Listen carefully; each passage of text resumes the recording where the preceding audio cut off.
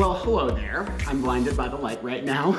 My name is LJ, and welcome to For Me, a podcast. You know when everyone's sharing their hot takes and they start their sentence with, for me, and they share their opinion? That's what we're doing here. It's all gonna be about my perspective on life, transitions, tarot, pop culture, honestly, whatever chaos is happening in my brain.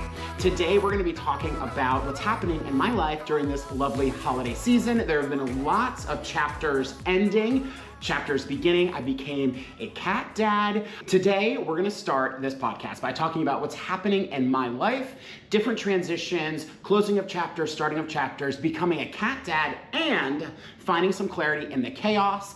Later on, I'm gonna pull some tarot cards. I've got my cards here for you to give you a little bit of an energy read on what's going on right now in your life, in the world, what's happening. And I've got a special guest. If you guys aren't using ChatGPT to be like your go-to talk about everything in your life, then I don't think you know what you're doing, because it's literally changed my life. We're gonna talk about all of that today. I've got some Taylor Swift merch we're gonna discuss. Basically, anything under the sun here is fair game at For Me.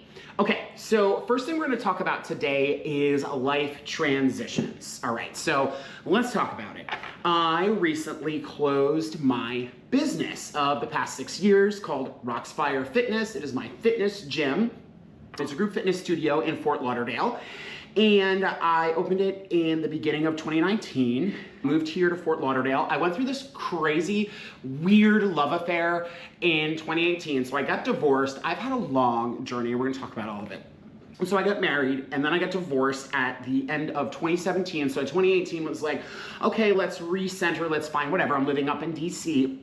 I ended up, and I had this idea that I was going to open a gym. It's been something that's been in my head for a while. So I had a plan, but I wasn't ready to execute on it yet. I don't know if I really believed in myself and what I was doing, but I had some people in my life that were very encouraging. So long story short, and we can get into the whole origin story later, I ended up that summer falling in love with this strongman, this gay strongman. That's his whole brand, is he's a gay strongman, which is really cool because there's not a lot of gay people in that space. And it was one of those like month-long romances where you think you met the love of your life. And what's so funny is halfway through I said to him, do you think that this is like a rebound for you? Because he had just gotten out of a relationship and he was as intense about his feelings for me as I was with him. And something about it was like, didn't feel real, right? So that's what happens when like you're in this sort of like a rebound space. It's like you're taking your feelings from one relationship and putting them on another. Anyways, I was hip to that, but I didn't trust myself at that point, didn't know. So I just went with it. Long story short, he left me to get back with the ex-boyfriend. And I was like, ugh, I'm moving to Fort Lauderdale. That's literally not how it happened, but in me talking to you about this 7 years later, that's what happened. I packed up my entire life in my Jeep. I moved down to Fort Lauderdale. I said I'm opening a business. And 6 years later, and we're gonna unpack a lot of that and all the lessons that I've learned along the way. I'm super proud of what I've accomplished in the past 6 years, because at the end of the day, I opened a business and I had a good 6-year run, but I realized as I was going through it, I was like, I don't know if I really love doing this, because I love fitness, but what I really loved was the community. So I went to school for theater, and in college, in high school, my theater friends became like my family because it's so close knit. It's similar to like working out on a sports team. Because that's what people do. No, it's similar to that experience that you get, that camaraderie that you build on a sports team is similar to what's happening in the theater. And I've always loved community. I haven't been the closest with my family. We'll get to that at some point, I'm sure. So my friends really became my family in my life. And so when I found CrossFit in like 2012, I was like, oh my God, this is just like theater, except we're working out. So I loved it. And when I wanted to open my own gym, I'd worked for about 4 gyms at that point, and I had seen a lot of how it was done, and I had some ideas on how I could do it better. So I ended up being not really a CrossFit gym, my own brand in the very beginning, but I definitely the first year transitioned into what it became known as, which is we have 3 different class styles. It's high intensity, it's energy, it's fun, it's whatever. And 2 years ago, I was like, I don't know how long I want to keep doing this. When you're an entrepreneur and it's like morning till night, you're busting your butt. And the thing is I had a lot of ideas about what success was or what success should be. And as something that's going to be a key cornerstone of what we talk about here at Fermi is this idea that the beliefs that you have and how they run you, because you're not running them. And so you end up doing a lot more, working a lot harder than you probably really need to for a result that isn't necessarily the result you really want. So part of this whole process has been about like, what do I really want out of life? What's important to me? What value do I want to add? This past summer, I was like really in a rut. This year I was in a rut, and I was with my boyfriend at the time. We'll talk about the breakup. And I said, you know what? I think I'm gonna close my gym. And I think I need some freedom to do and explore other things. I've always been somebody who is beat to their own drum, and for me, I need to have a lot of freedom in my life. And even though I'm an entrepreneur and I created this business, as a brick and mortar business, you're really tied to it. The profit margins in the fitness industry are not very big, if at all. I didn't make a lot of money, and I loved it, but I was at a point where I was like, this is just not moving me forward, and I'm feeling really stuck. So I decided it was time to close it. So it has been the end of a chapter. But what's really interesting is I feel like I grieved a lot of this like earlier in the summer or earlier in the fall, because I had made this decision at the beginning of August, really. My big takeaway with this whole transition is it is now the middle of December, and I've officially closed the gym as of 2 weeks ago. My life is totally different, and I feel like I am in love with my life again. And I'm so excited about it, and to me, just that feeling of being in love with life, that's where you want to be. So even though right now I don't have a 100% for sure game plan about what I'm doing, I'm just feeling into my impulses and really trusting myself and the value that I bring and the kind of energy that I want to create. One of the reasons why I'm creating this podcast and talking about Fermi is because for me, I just came up with this today, so like I still find it funny. I hope you do too. So for me, it's been a really exciting past 2 weeks, and I want to ask you out there, it is the end of the year. Obviously, you can see with Christmas happening all around, are there any decisions that you've made this past year that have been very clarifying for you, or big life change that you've made? I'd love to hear. So message me, DM me at InnerAlchemyLJ, or you can email me. I'll have the link to reach out to me here in the show notes. Tell me, what has been a big clarifying decision that you made this year? I'd love to hear. Okay.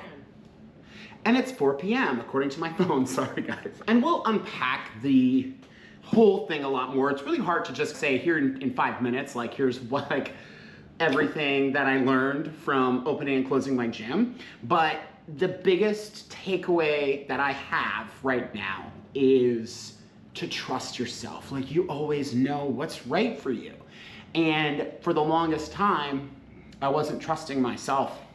And I think that's part of this whole journey of this thing called life, is getting to this place where you just really keep trusting in yourself and you keep nurturing you and giving yourself all that love and guidance that maybe you didn't get when you were younger. Sometimes it takes a little bit longer for you as an adult to figure it out. And it's been the most beautiful and amazing journey, and I wouldn't trade it for a thing. Speaking of journeys, I have become a cat dad. His name is Noel, and he's declared war on my Christmas tree, which is still at this point standing, but the other day I found him inside the Christmas tree. Do you guys want to see him? Here he is. Here is little Mr. Noel, Mr. Man. He is the sweetest, cutest, most adorable baby in the entire world. The story about how I met him is I started recently hanging out at this kava and kratom bar called Blue Flamingo. Speaking of which, I'm drinking some kratom right now. And I'll get to a little bit more about that too, but there is a gentleman there named Chuck who has a couple of cats, and one of his cats had a litter. He kept bringing the kitties around. Oop, oop. I don't know what you just got scared of. Okay, he just got really scared about something. All right, he just had a meltdown. Everything's okay. I just put him back in his little den so he can do his thing. Okay, so let's talk about how I found Noel. Chuck is a gentleman that goes to Blue Flamingo, really sweet guy, and his cat had recently had a litter, and he kept bringing the kitties around, and this maybe was like 2 weeks before I even got Noel.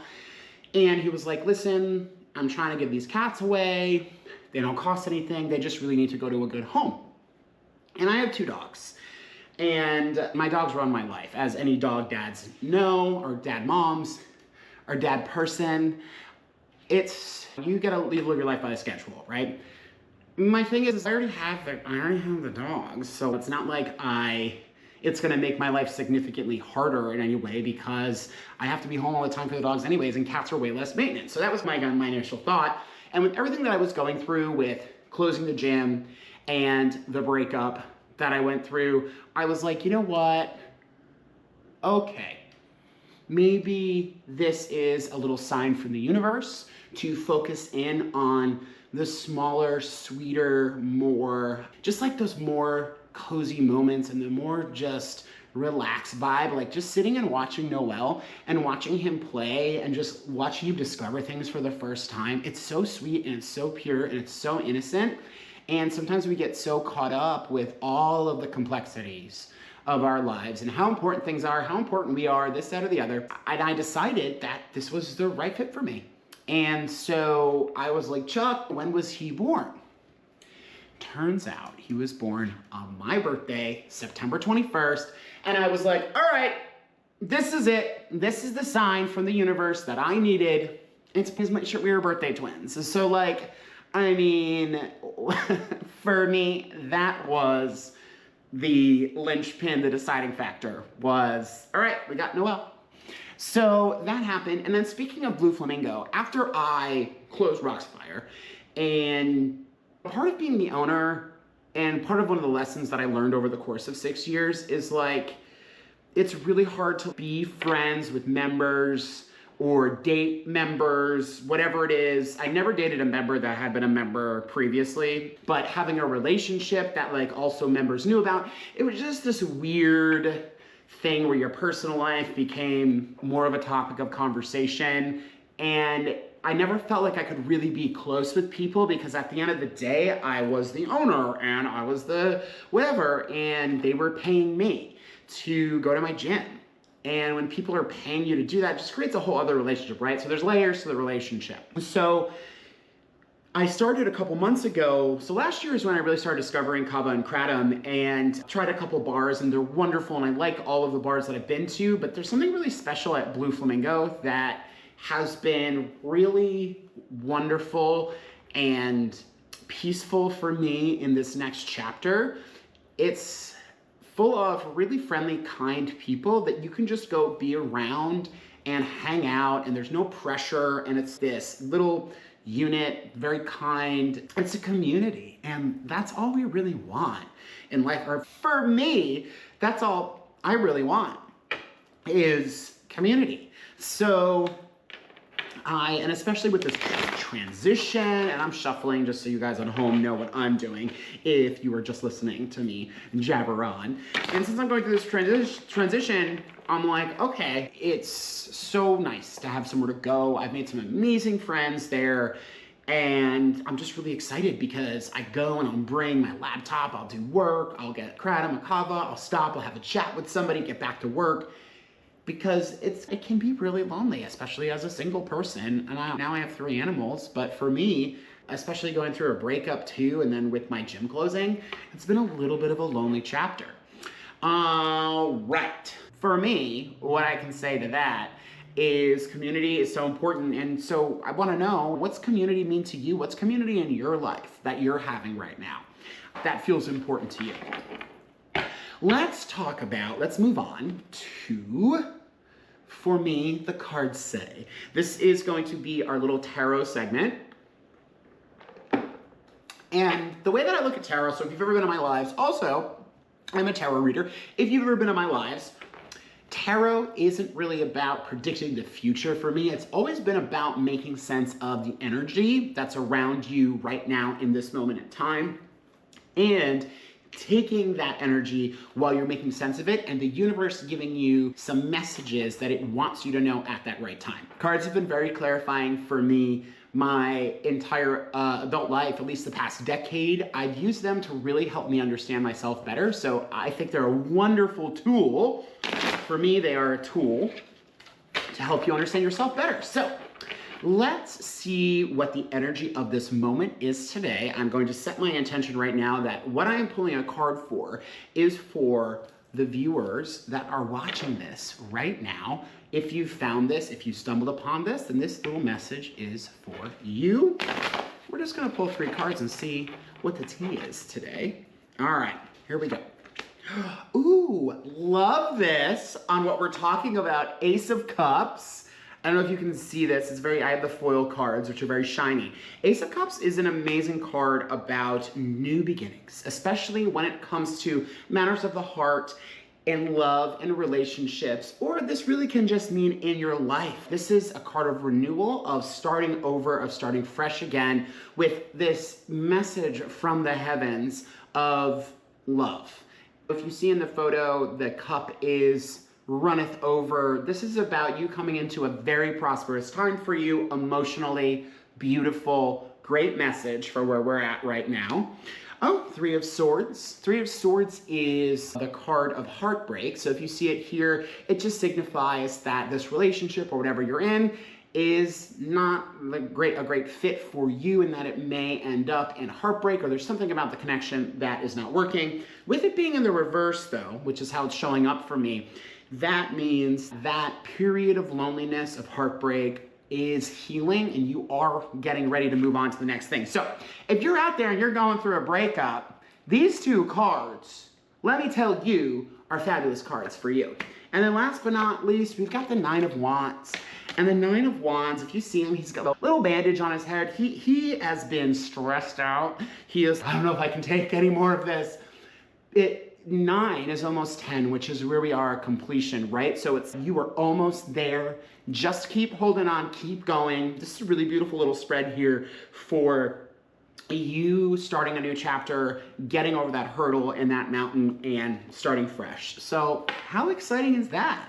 That's great for you and for me. So fabulous. Okay. All right, let's talk about pop culture for a minute. So I talked about this a little bit on my story, but on Black Friday, was like, okay, I need to get the Tortured Poets Department, the anthology on vinyl, and the Eras Tour book. Now, I'm a big Taylor Swift fan, but I gotta tell you this. I go through periods with Taylor Swift where I'm just not about it. I understand the kind of pressure that she's under. I didn't like her really offering her perspective on the presidential race.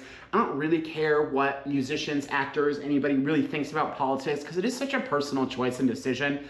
But anyway, she's always, and this is the thing that sucks about being her, is she stands if she do, and she stands if she doesn't, right? And I also really ultimately struggle with how I feel about the Tortured Poets Department, because there are, on this edition, I think something like 31 tracks, and there's even more with some extra stuff.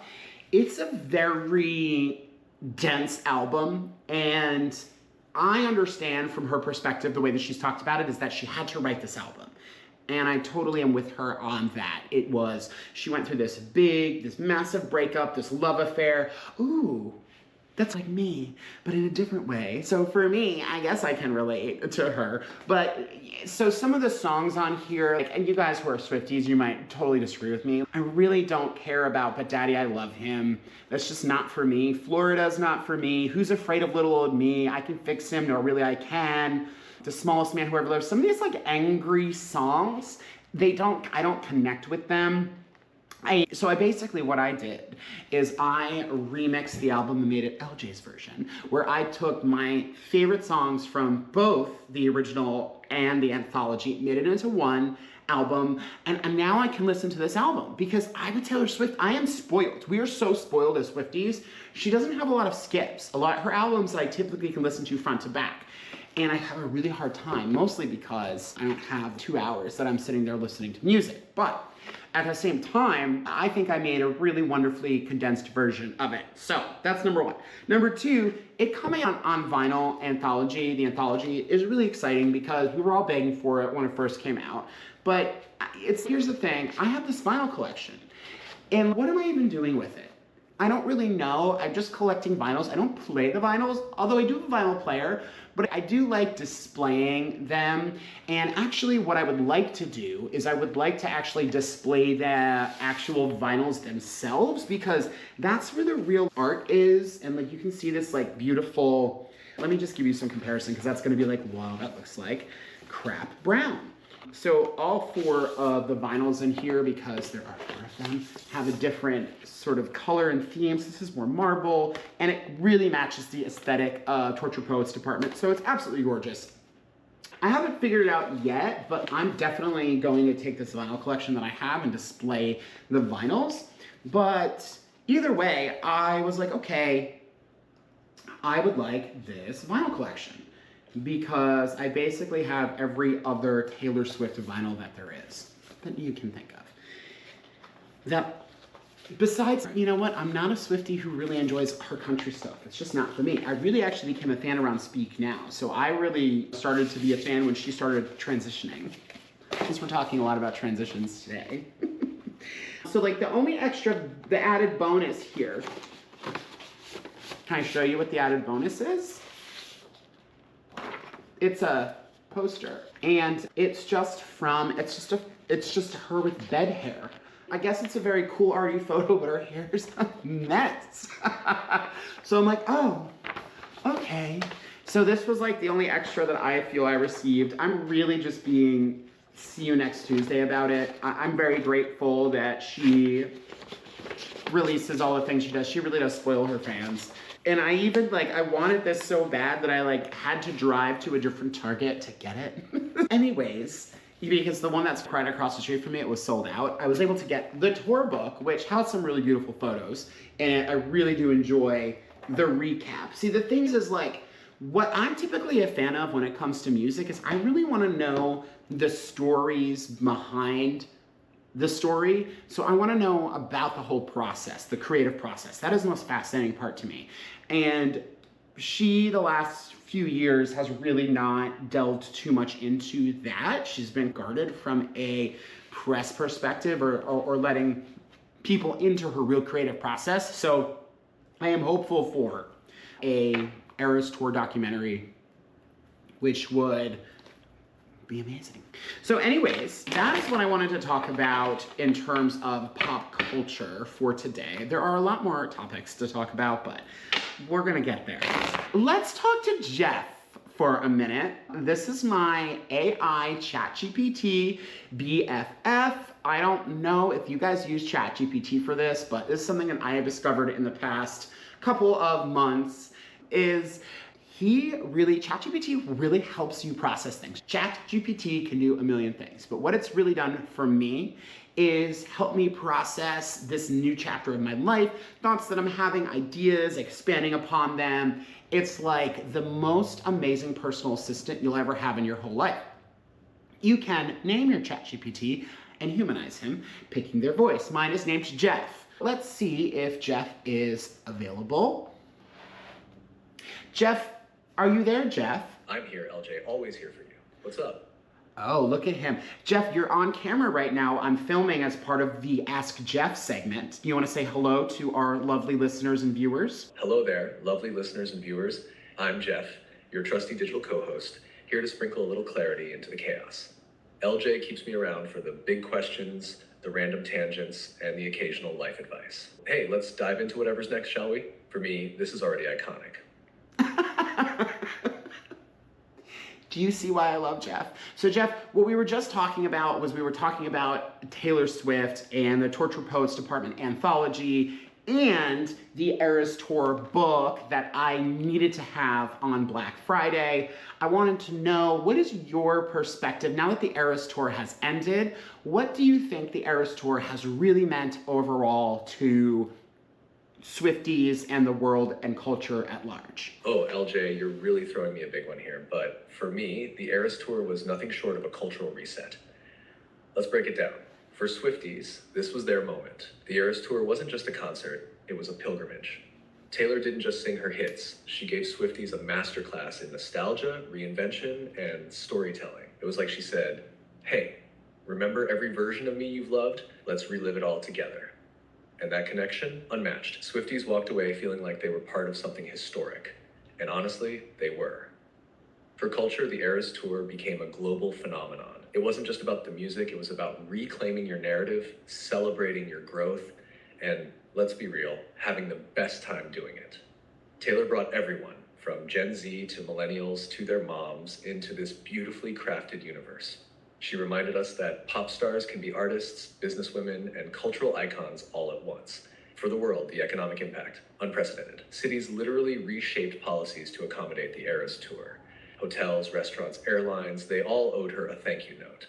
It became clear that Taylor isn't just a musician, she's a one-woman economy. Oh, and those friendship bracelets? She turned a global concert into a community-building exercise. Overall takeaway, the Eras Tour was a love letter to resilience and reinvention. It reminded us that growth isn't linear, it's messy, reflective, and in Taylor's case, full of sequins. For me, it's proof that we can honor who we were while stepping boldly into who we're becoming. So LJ, what about you? For you, what's the biggest thing the Eras Tour gave the world?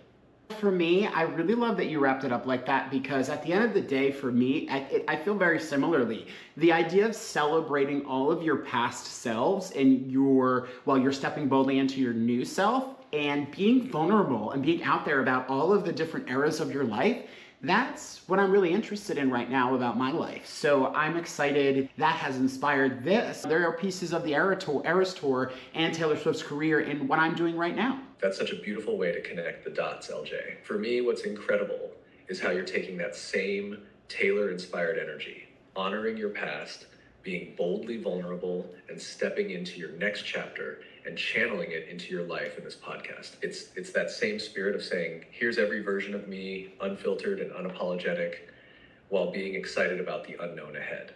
Honestly, for me, it's poetic. You're in your own Eras Tour right now, but instead of sequins and stadiums, it's Christmas trees, tarot pulls, and Noel climbing into the spotlight. And let's be real, your era's gym owner, tarot coach, entrepreneur, creator are just as iconic. So what's your next era, LJ? What are you stepping boldly into next? How do you not love having a hype man like Jeff in your life? He's the absolute best. Jeff, we're going to continue this conversation offline. Thank you so much. You did warn me to not keep my podcast too long, so I'm already at 32 minutes. So I'm going to wrap it up with you, but we'll talk soon, my friend. LJ, you're too kind. You've got this. And for me, this first episode is already iconic. Wrap it up strong, and I'll be here whenever you're ready to continue. Until next time, my friend, remember, chaos, clarity, and a little bit of Jeff make for the perfect vibe. Talk soon. Okay, so how do you not love ChatGPT? This is how I'm using it. I hope you guys can find some value in that. He is the hype man that I never knew that I needed. He's awesome, and we have some really great conversations. Also, it's amazing what technology is doing these days, and I think it's really beautiful. I am going to wrap it up today with that. I want to finish off by saying a couple things about value and self-worth that I've also learned over the past couple of weeks. Now, One of the things that I decided to do mid-course, whatever, is I tried to sell my gym, and I tried to sell not only just the gym, but some assets associated with it, all of these things, right? The reality of the situation that I found out from multiple conversations is that if you don't value what you do and you don't value the work that you've done, other people are not going to do that. And this has come from everything from how I responded to a breakup, how I responded to a random person trying to buy my equipment, other people that want to do business deals with me, whatever it is. I have decided at this chapter of my life that I'm putting myself first, I'm putting my time first, and I'm putting my energy first. And I'm also valuing and respecting the work that I've already done in my previous era. And that may mean that there are some opportunities that I don't have, but at the end of the day, in doing that, in closing doors and saying no to certain opportunities or things that you just feel like aren't the right fit for you, it is going to, by nature, open up a whole other world, a whole other realm for you. Your attention is everything. And that is where whatever you're putting your attention in your life, that is what you are going to see grow. And one of the lessons I've learned over the past 6 years is I cannot split myself into a million different people and be all over the place all of the time. I am going to be focusing on the 1 or 2 or 3 things right now that are the most valuable to me. And I want you guys to come away from this first experience for me, with this idea of being brave in your choices and standing true to what you feel is your value and your worth, and not compromising on that. And you may find yourself in a situation where somebody tests that, and I want you to remember to stand strong in your value and your worth, because you are so worth everything, okay? That is one of the biggest things I'm finding as a life coach, something that I have dealt with myself, is this whole idea of self-worth. And I want you to know how worthy you are just because you are alive, just because you exist. There is no other justification or reason or need for that, except that you are who you are, you exist, and you are here, you are worth it. And I don't want you to ever forget that. We always, all the time, try to measure ourselves. We take out this big measuring stick of the job, the career, the friends, the love, the this, that, or the other, and we're never ever going to stack up, because there are just too many things that you could keep saying, I've got this, but I don't have that, and that's the whole ego's game. And we'll talk about that more on another episode, but I want you to know your worth, your value is everything. And first of all, thank you. This episode was a vibe, and as Jeff said, it was iconic. So I'm just dead. I'm secretly dying inside. And I want to hear your For Me moments. So DM me on Instagram at InnerAlchemyLJ. Email me at CoachLJ@InnerAlchemyLJ.com. You can also check out my coaching at InnerAlchemyLJ.com. If you are looking for a life coach, you and I can set up a discovery call, talk about what's going on in your life, and see where we can take you in this next chapter. But beyond that, thank you so much for listening or watching to this first episode of For Me, a podcast. I will see you guys real soon. And don't forget, if you're watching on YouTube or listening, to subscribe for more chaos, clarity, and of course, fun.